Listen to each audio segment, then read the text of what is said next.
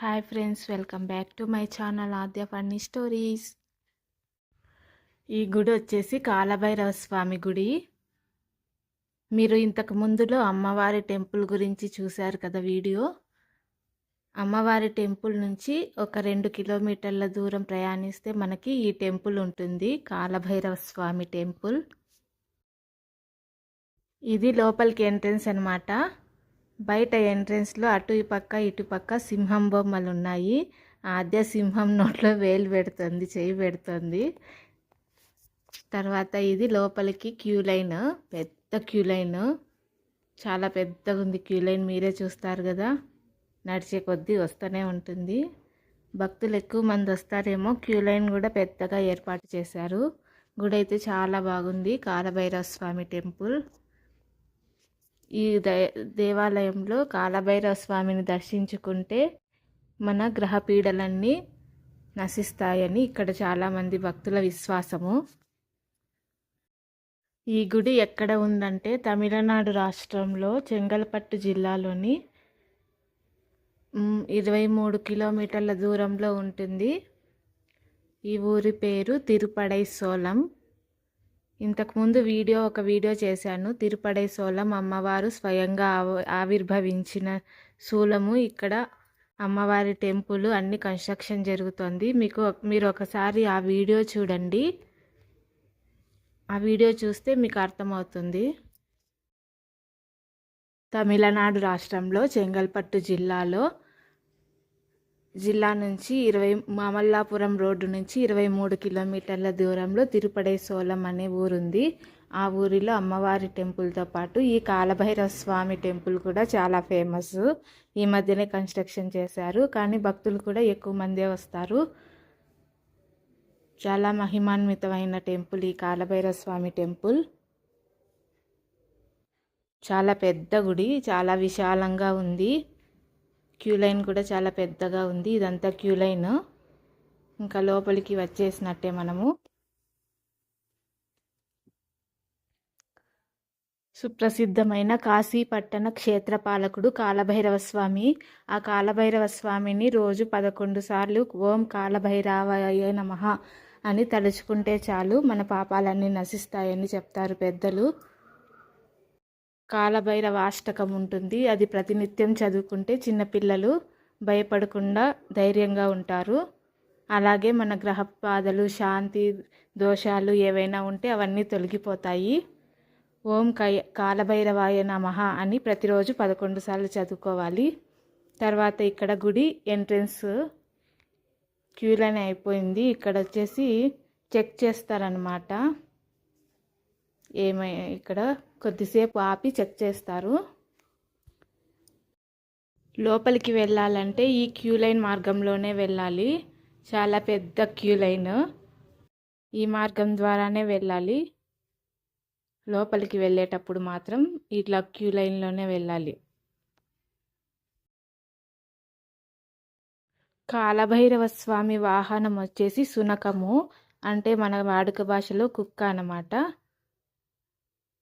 ఆ కాలభైరవ స్వామికి ఎదురుగా స్వామివారి వాహనమైన శునకం కూడా ప్రతిష్ఠించారు.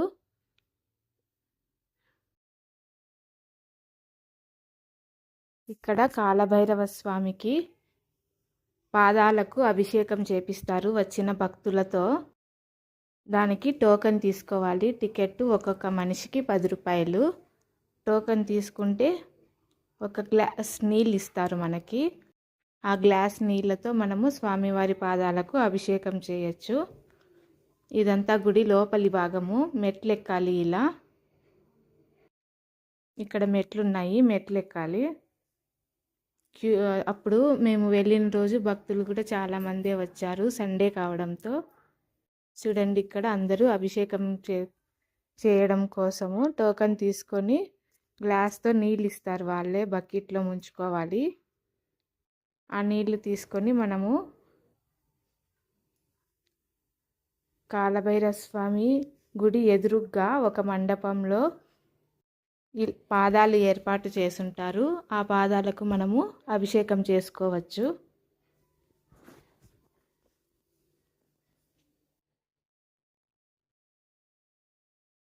ఇక్కడ చుట్టూ 16 శంఖాలు చిన్న చిన్న గుడిలాగా కట్టి 16 శంఖాలు పెట్టారనమాట.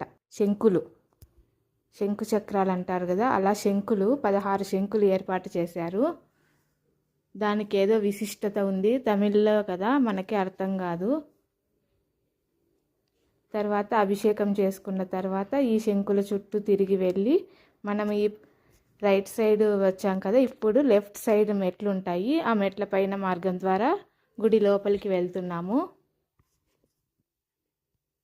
ఇది గుడి లోపల భాగము, కాలభైరవ స్వామి టెంపుల్. ఇది ముందుగా మనకి గుడిలోకి ఎంటర్ అవ్వగానే ఒక పెద్ద శివలింగం ఉంటుంది.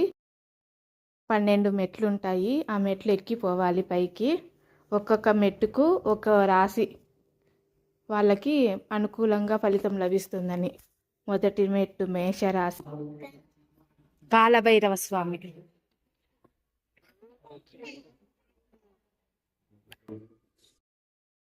ఇక్కడ నేను నిదానంగా నడుస్తున్నానని ఆద్య నాకు కాలు నొప్పి అని అడుగుతుంది. మనం స్టెప్స్ ఎక్కి పైకి వెళ్ళాం కదా, కిందంతా అలా ఉంటుంది. ఇక్కడ కాలభైరవ స్వామి వారిని దర్శించుకుందాము. చూడండి, కాలభైరవ స్వామి విగ్రహము. అందరూ దర్శించుకోండి. ఓం కాలభైరవాయ నమః అని స్మరించుకోండి.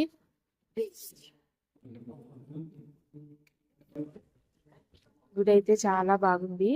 పైన రూఫ్ ఎలా ఏర్పాటు చేశారంటే ఆకాశంలో మేఘాలు నక్షత్రాలు ఉంటాయి కదా, అలా ఏర్పాటు చేశారు. చాలా బాగుంది.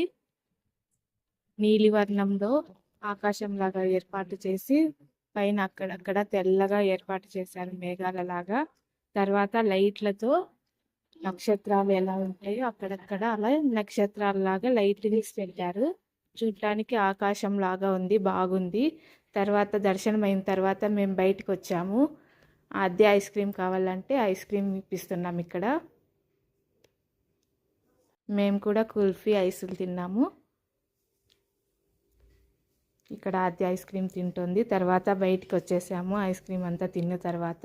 ఇది ఒక గుడిలాగా కట్టారు. కింద అండర్ గ్రౌండ్ ఏర్పాటు చేశారు.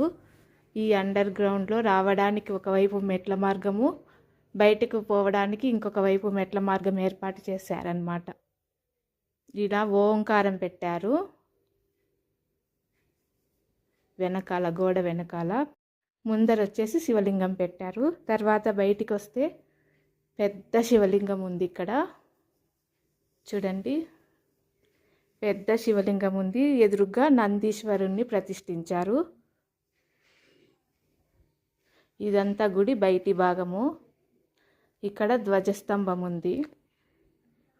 ఇక్కడ నందీశ్వరుడు, తర్వాత శివలింగం, పెద్ద శివలింగము. ఇక్కడ మేము కొన్ని ఫోటోలు తీసుకున్నాము, వీడియోలు, ఫోటోలు. నందీశ్వరుడి దగ్గర, శివలింగం దగ్గర. గుడి అయితే చాలా బాగుంది. మంచి అనుభూతి కలుగుతుంది మనకు. ప్రశాంతంగా దర్శనం జరిగింది. తర్వాత ఇదంతా గుడి ప్రాకారము ఇలా ఏర్పాటు చేశారు. ఇది ఎంట్రెన్స్, ఎగ్జిట్ అదే, ఎంట్రెన్స్ అదే అనమాట. చూడండి గుడి ఎంత బాగుందో చూడటానికి. చాలా అయితే చాలా బాగుంది. చాలా పెద్ద గుడి. లోపల ఎంత పెద్దగా ఉంటుందో బయట కూడా అంతే పెద్దగా విశాలంగా ఉంటుంది.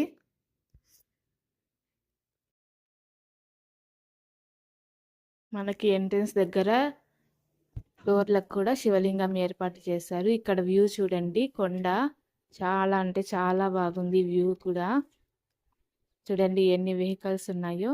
చాలామంది భక్తులు వచ్చారు. తర్వాత బయటకు వచ్చిన తర్వాత ఆవు బొమ్మ ఉంది. ఆవు బొమ్మ దగ్గర ఫోటో దిగింది ఆద్య. తర్వాత ప్రకృతి సిద్ధంగా, సహజ సిద్ధంగా ఏర్పడిన పుట్ట ఉంది. ఆ పుట్టకి ఎవరు టచ్ చేయకోకుండా షట్కోణ ఆకారంలో ఒక గోడ లాగా ఏర్పాటు చేసి చుట్టూ నాగబొమ్మలు, నాగప్రతిమలు పెట్టారు. విగ్రహాలు, నాగ విగ్రహాలు.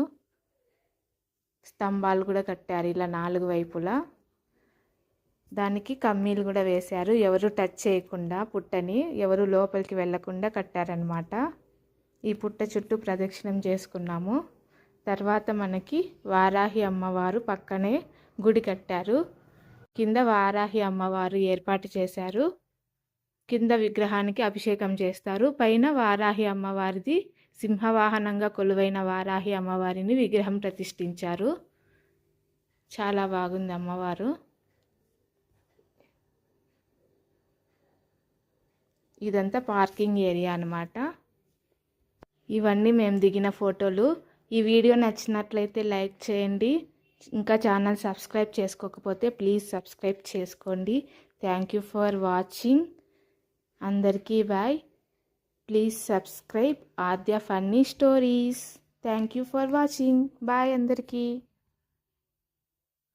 ఇంకొక వీడియో కూడా ఉంది, బీచ్, మహాబలిపురం బీచ్ వీడియో తొందరలోనే రాబోతుంది. అది కూడా చూడండి. నచ్చితే లైక్ చేయండి.